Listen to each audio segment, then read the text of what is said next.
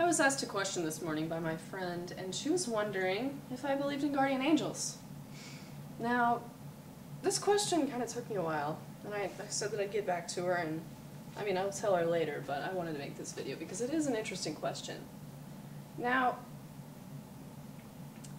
I'm going to tell you guys another really personal story, and it's once again about my grandma, and some other things too. My mom died early on in my life.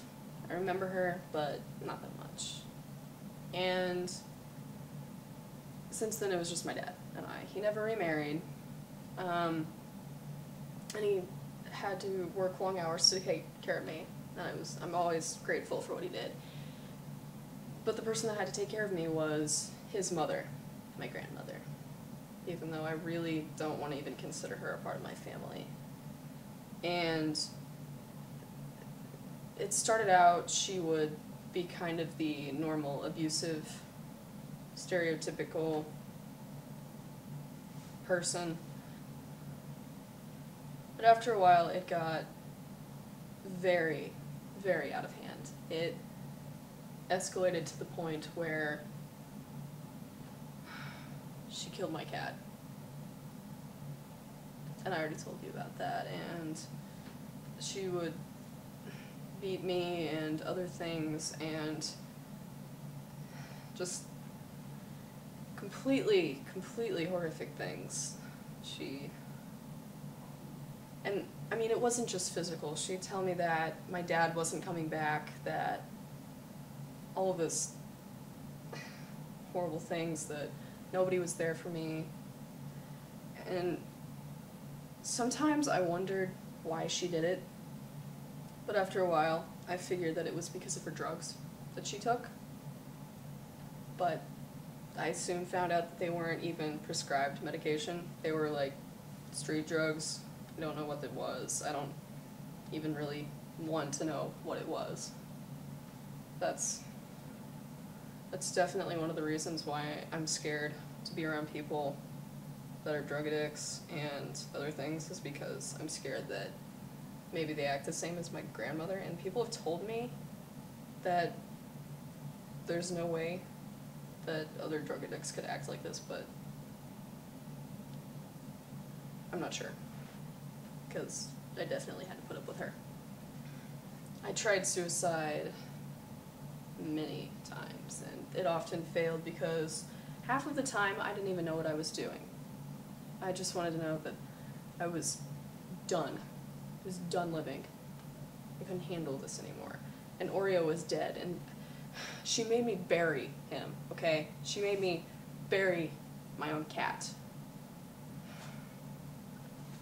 One particular night, I was trying to commit suicide again, and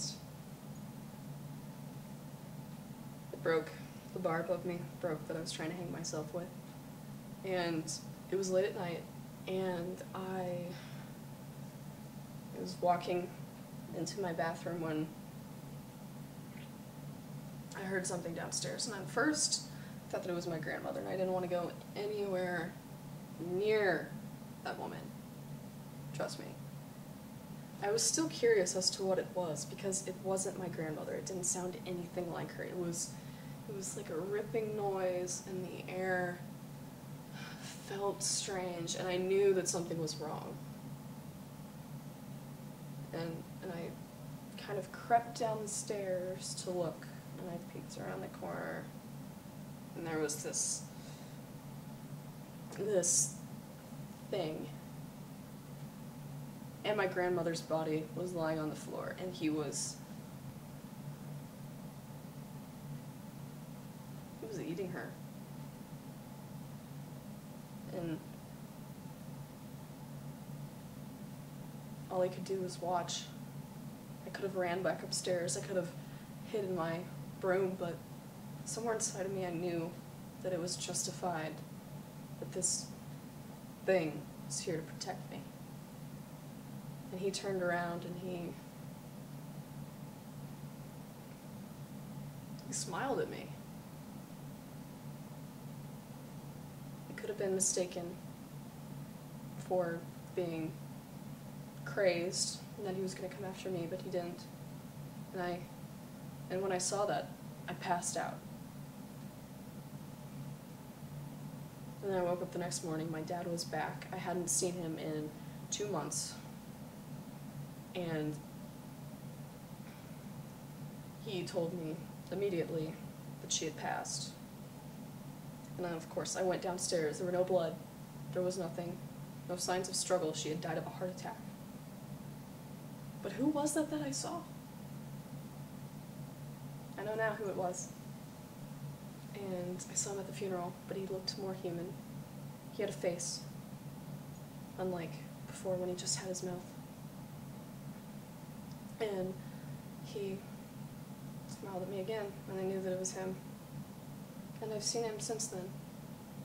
And I know that he's always there to protect me.